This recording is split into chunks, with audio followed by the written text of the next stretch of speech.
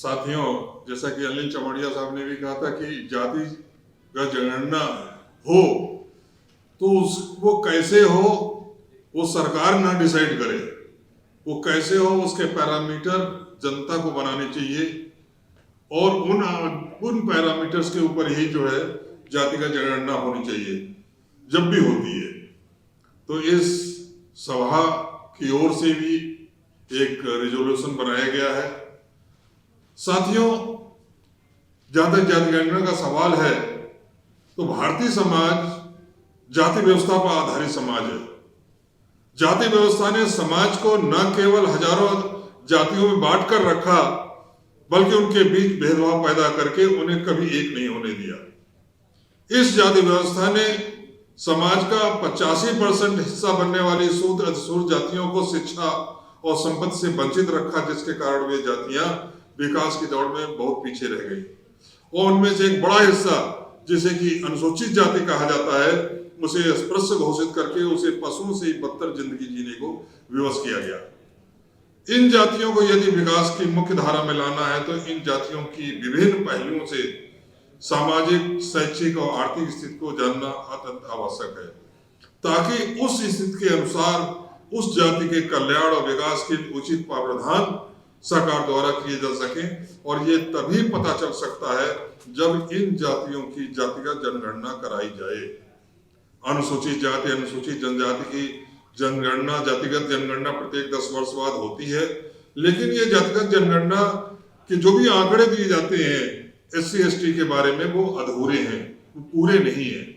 जैसे कि बताया जाता है कि साहब चमार जाति के उत्तर प्रदेश में इतने लाख मकान है, धानुक कितने मकान है, खटिक कितने मकान है, लेकिन ये नहीं बताया जाता कि वो किस मकान की कीमत 50,000 है और जो ब्राह्मण रह रहा है तो उसकी कीमत जो है 50 लाख है।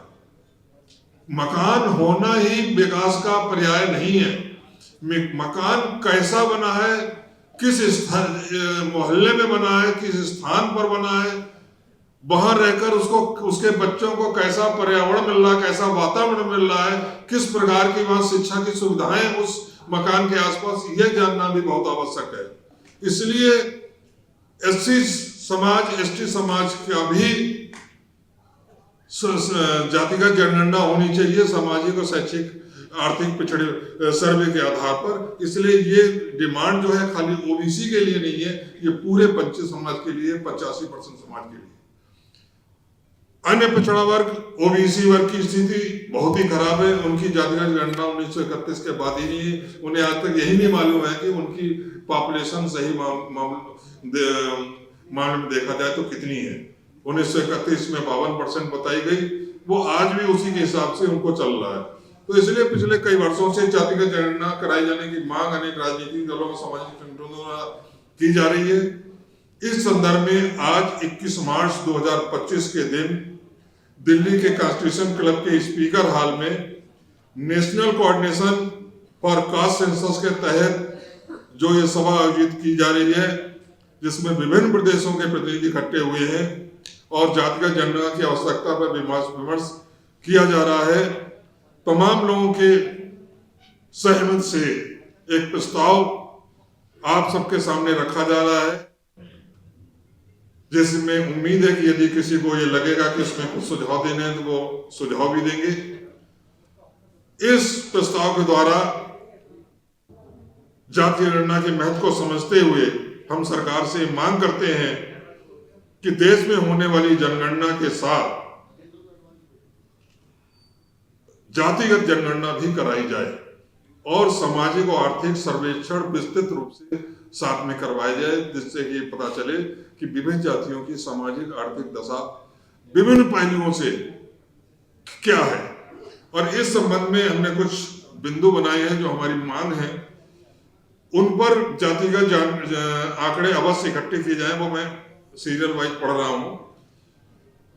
नंबर 1, प्रत्येक जाति में परिवारों की संख्या, जिसमें परिवारों के सदस्यों की संख्या और परिवार की आय का विवरण भी शामिल हो। नंबर 2, शिक्षा की स्थिति, ड्रॉप आउट का विवरण, अर्थात कितने लोगों ने हाई स्कूल करने से पहले पढ़ाई छोड़ दी, कितने लोगों ने इंटर करने से पहले पढ़ाई छोड़ी और कितने लोगों ने ग्रेजुएशन या पोस्ट ग्रेजुएशन स्तर की शिक्षा ग्रहण करी। नंबर 3, कितने लोगों ने तकनीकी शिक्षा प्राप्त की, मतलब कि जैसे कि इंजीनियरिंग की पढ़ाई करी, मेडिकल की पढ़ाई करी, चार्टर्ड अकाउंटेंट की पढ़ाई करी, MBA की पढ़ाई करी, इसी तरीके की जो शिक्षा प्राप्त करी। वो जातिवार आंकड़े हमारे पास होने चाहिए। कितने लोगों के पास पक्के मकान है और उन मकानों की मार्केट में कीमत क्या है, जिससे कि हमें पता चल सके कि उस मकान में रहने वाले परिवार की सही स्थिति क्या है। कितने लोग सरकारी नौकरी में हैं, संगठित क्षेत्र में कितने लोग नौकरी में हैं, हर जाति में कितने लोग प्रथम श्रेणी में नौकरी कर रहे हैं, द्वितीय श्रेणी में नौकरी कर रहे हैं, तृतीय या चतुर्थ श्रेणी में कर्मचारी हैं, ये भी आंकड़े होने चाहिए। कितने लोग असंगठित क्षेत्र में नौकरी में हैं, कितने लोग मजदूरी करके जीवन यापन कर रहे हैं।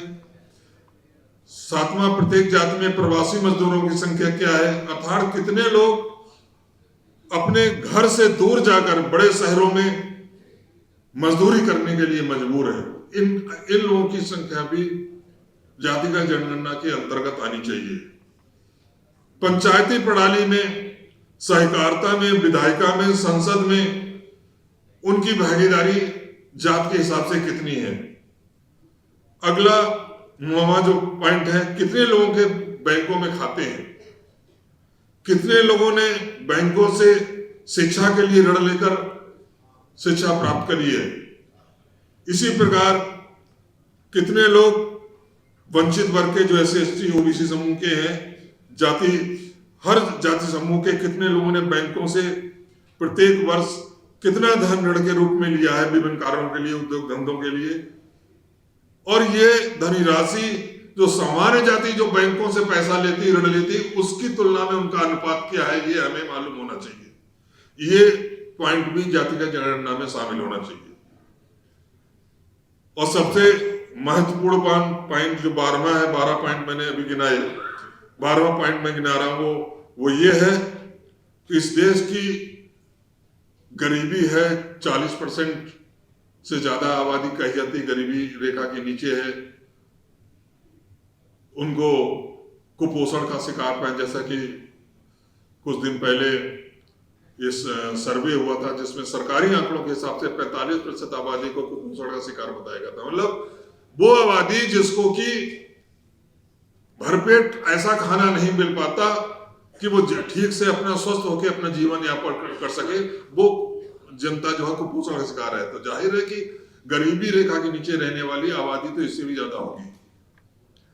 और जबकि ये कहा जाता है कि इस देश में मंदिरों में इतनी संपत्ति है कि पद्मनाभन मंदिर है, उसमें तो ये कहा जाता है इतनी संपत्ति है कि देश की जो जितना बजट होता है उसके 20 साल का बजट जो है एक उस संपत्ति में ही पूरा हो जाएगा। तो जातिगत जनगणना कराते समय ये नहीं बताया जाए कि देश के मंदिरों की संपत्ति कितनी है और उसके लाभार्थी किस जाति विशेष के सबसे ज्यादा है और किस जाति समूह के लाभार्थी बिल्कुल नहीं है। इस अवसर पर यह सभा ये भी संकल्प लेती है, ये तो मांगे हैं, डिमांड है, इसमें अगर कोई और डिमांड बताएगा उसको बढ़ा देंगे, और लेकिन साथ में हम ये संकल्प भी लेते हैं कि उपरोक्त उद्देश्य की पूर्ति के लिए पूरे देश में विभिन्न कार्यक्रमों के द्वारा जातिगत जनगणना के संदर्भ में लोगों में जन जागरण पैदा किया जाएगा, ताकि जनता का सरकार पर दबाव पड़े और वह जातिगत जनगणना विस्तृत सामाजिक आर्थिक सर्वेक्षण के साथ करवाने के लिए मजबूर हो जाए।